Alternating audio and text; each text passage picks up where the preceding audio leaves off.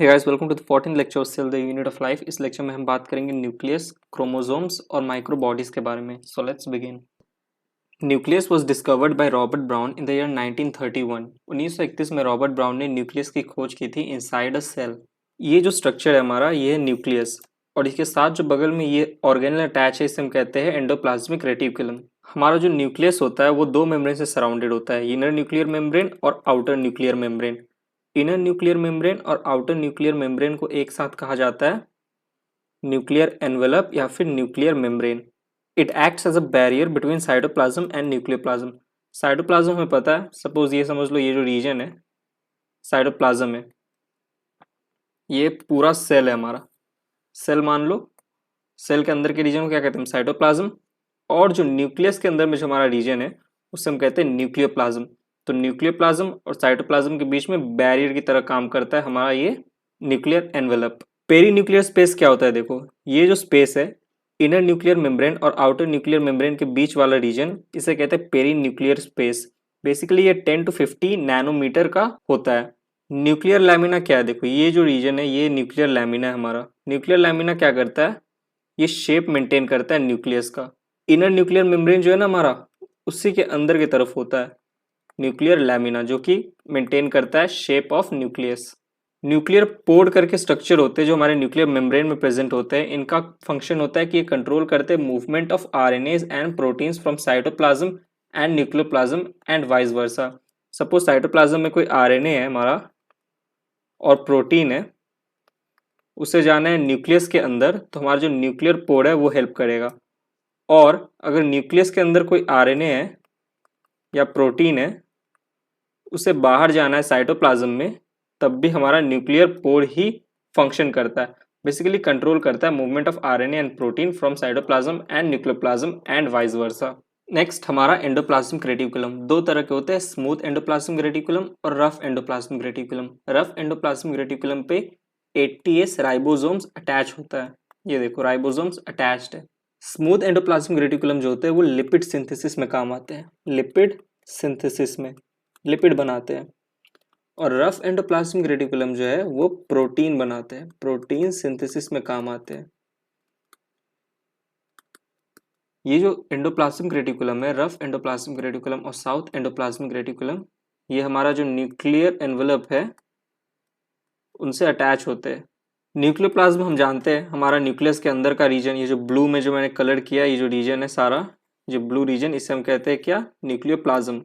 Nucleolus क्या होता है, देखो ये जो रेड कलर का स्फीयर तुम्हें दिख रहा है, इसे हम कहते हैं न्यूक्लियोलस। सिंगुलर फॉर्म होता है न्यूक्लियोलस का, nucleoli. Nucleolus are spherical non membrane bound structure. Spherical होते हैं, देखो यहाँ स्पेरिकल है, कोई मेम्ब्रेन नहीं होता, किसी तरह का मेम्ब्रेन से सराउंडेड नहीं होते हैं, नॉन मेम्ब्रेन बाउंड स्ट्रक्चर होते हैं। Site of active ribosomal RNA synthesis. RNA का सिंथेसिस होता है हमारा कहाँ, न्यूक्लियोलस में।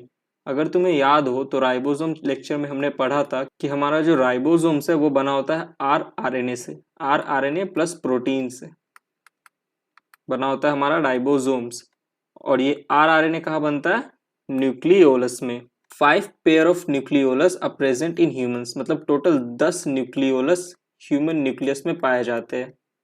ये जो ऐसा मैंने बस एक ही बनाया है, ऐसे 10 पाए जाते हैं ह्यूमन न्यूक्लियस में, याद रखना। क्रोमैटिन, ये जो ब्लू कलर का स्ट्रक्चर दिख रहा है तुम्हें, इसे कहते हैं क्रोमैटिन।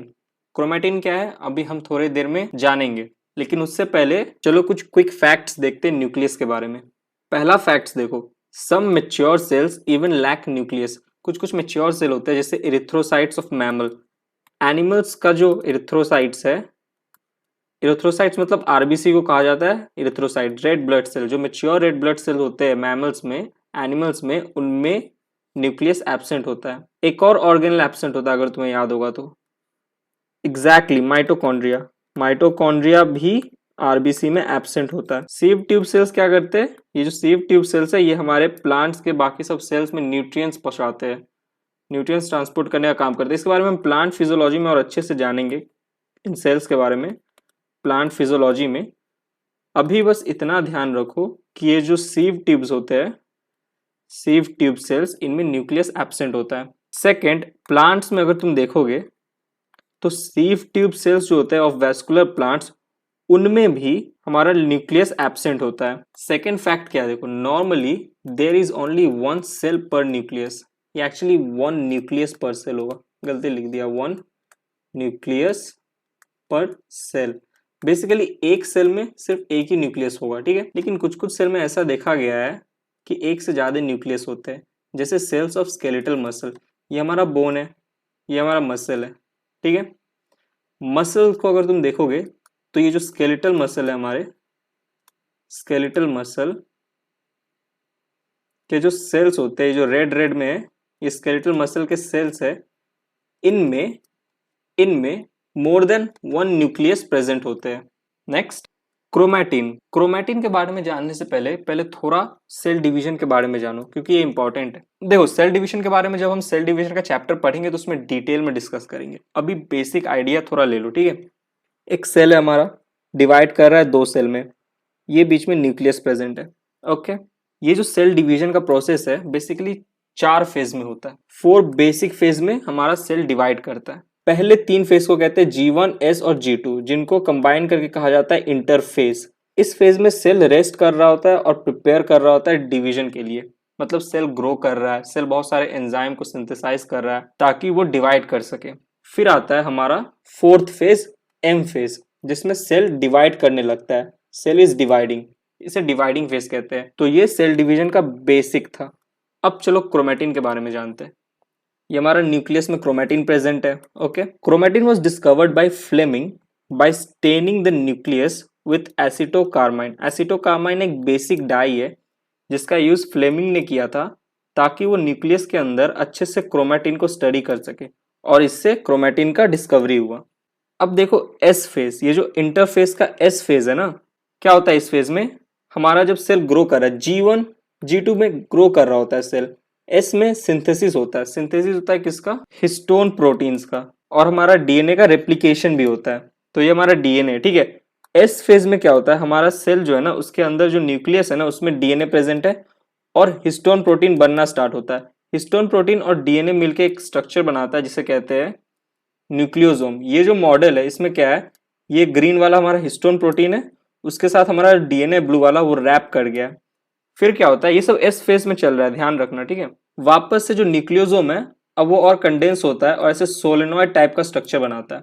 फिर ये सोलेनॉइड फर्दर और कंडेंस होगा और हमारा क्रोमैटिन बनेगा। तो क्रोमैटिन कौन से फेज में बना, इंटरफेज के एस फेज में। कैसे, हमारा जो डीएनए था उसके साथ हिस्टोन प्रोटीन अटैच हुआ, न्यूक्लियोसोम बना, न्यूक्लियोसोम कंडेंस होकर सोलेनॉइड फॉर्म किया, और सोलेनॉइड जो है वो और कंडेंस होकर क्रोमैटिन बना। तो इस क्रोमैटिन में हमारा जेनेटिक मटेरियल प्रेजेंट है, बेसिकली डीएनए ही कंडेंस होके क्रोमैटिन बना है। अब सेल वापस G2 में जाता है और फिर और ग्रो करता है। उसके बाद सेल जाता है M फेज में। M फेज में सेल डिवाइड करना स्टार्ट करेगा। तो जब सेल M फेज में जाता है ना, M फेज में चला गया, ठीक है, तो ये जो हमारा क्रोमैटिन है ये और कंडेंस होगा, और बनाएगा क्रोमोजोम। ये जो स्ट्रक्चर है ये क्रोमोजोम है, क्रोमोजोम। तो क्रोमोजोम कौन से फेज में बना, M फेज में। क्रोमैटिन कौन से फेज में बना, S फेज में। क्रोमैटिन बेसिकली क्या होता है, हमारा जो डीएनए है उसके साथ हिस्टोन प्रोटीन अटैच होकर कंडेंस होता है, न्यूक्लियोसोम बनता है, सोलिनॉइड बनता है, और फर्दर कंडेंस होकर क्रोमैटिन बनता है। और क्रोमैटिन से क्रोमोजोम का बनता है M फेज में, जब हमारा सेल डिवाइड कर रहा होता है। तो क्रोमैटिन और क्रोमोजोम में अंतर समझ में आया होगा, आई होप तुम्हें। अब चलो थोड़ा क्रोमोजोम के बारे में डिस्कस करते हैं। क्रोमोजोम्स, ये हमारा क्रोमोजोम का स्ट्रक्चर है। ये दोनों को कहते हैं sister chromatids, sister chromatid. 2 sister chromatids मिलके एक क्रोमोजोम बनाता है, ठीक है। ये जो रेड कलर का बीच में तुम्हें दिख रहा है रीजन, इसे कहते हैं सेंट्रोमियर।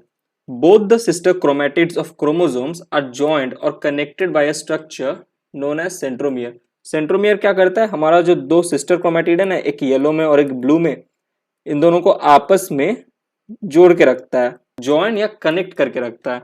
ये जो ग्रीन ग्रीन कलर का स्ट्रक्चर है ये क्या है, इन्हें कहते हैं काइनेटोकोर्स। ये भी एक क्रोमोसोम में 2 प्रेजेंट होता है, डिस्क शेप्ड होते हैं और हेल्प करते हैं इन सेल डिवीजन। सेल डिवीजन में भी हेल्प करते हैं।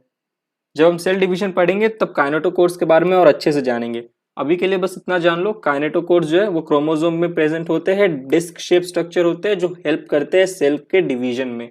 Based on the position of the centromere, ये जो हमारा सेंट्रोमियर है इसके पोजीशन के ऊपर बेसिस पे जो हमारा क्रोमोसोम है वो 4 टाइप का होता है। मतलब जो हमारा सेंट्रोमियर का पोजीशन है ना क्रोमोसोम पे, उसके बेसिस पे 4 तरह के क्रोमोसोम्स होते हैं। क्या क्या? मेटासेंट्रिक, सब मेटासेंट्रिक, एक्रोसेंट्रिक और टेलोसेंट्रिक।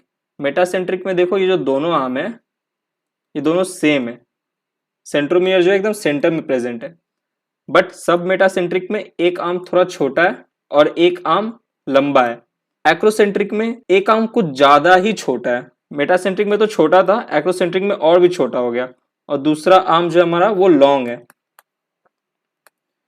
टेलोसेंट्रिक में क्या होता है, हमारा ये रहा सेंट्रोमियर, शॉर्ट आर्म एकदम टर्मिनल पे होता है, दिखता ही नहीं है, बहुत छोटा होता है, बहुत छोटा। और लॉन्ग आर्म हमारा जैसा था वैसे ही, थोड़ा और शॉर्ट हो जाता है लॉन्ग आर्म। देखो तो कंपेयर टू एक्रोसेंट्रिक हमारा जो लॉन्ग आर्म था वो थोड़ा और छोटा हो गया, बट जो शॉर्ट आर्म था वो तो और भी छोटा हो जाता है। तो ये सब बेसिकली किसके बेसिस पे हो रहा है, ये सेंट्रोमियर है ना, उसके पोजीशन के बेसिस पे। सेंट्रोमियर है देखो धीरे धीरे ऊपर उठ रहा है, ऊपर उठ रहा है, तो ऊपर वाला जो आर्म है ना वो शॉर्ट होते जा रहा है, शॉर्ट हुआ, शॉर्टर हुआ और शॉर्टेस्ट हो गया। तो based on the position of centromere 4 तरह के क्रोमोसोम होते हैं, मेटासेंट्रिक, सब मेटासेंट्रिक, एक्रोसेंट्रिक और टेलोसेंट्रिक। अब ये हमने बात कर ली क्रोमोसोम्स के बारे में। अब नेक्स्ट हमारा जो टॉपिक है वो है माइक्रोबॉडीज। माइक्रोबॉडीज क्या होते हैं, मेम्ब्रेन बाउंड मिनट वेसाइकल्स होते हैं, छोटे छोटे membrane bound minute vesicles. Contains various enzymes, बहुत तरह के एंजाइम्स प्रेजेंट होते हैं इनके अंदर, एंजाइम्स प्रेजेंट होंगे। Present in both plants and animal cell, दोनों प्लांट और एनिमल दोनों सेल में प्रेजेंट होते हैं। 3 तरह के होते हैं हमारे माइक्रोबॉडीज, क्या क्या? स्पाइरोसोम्स, पेरोक्सिसोम्स और ग्लाइकोऑक्सिसोम्स। स्पाइरोसोम्स देखो क्या होता है, occurs only in plant cell, सिर्फ प्लांट सेल में पाया जाएगा। Major site of lipid storage and synthesis. Spherosome में क्या होता है, हमारा जो लिपिड है उसका स्टोरेज होता है, वहां पे स्टोर होता है और सिंथेसिस होता है। मतलब स्पाइरोसोम में बेसिकली लिपिड बनेगा और स्टोर होके रहेगा। और याद रखना सिर्फ प्लांट सेल में पाया जाएगा।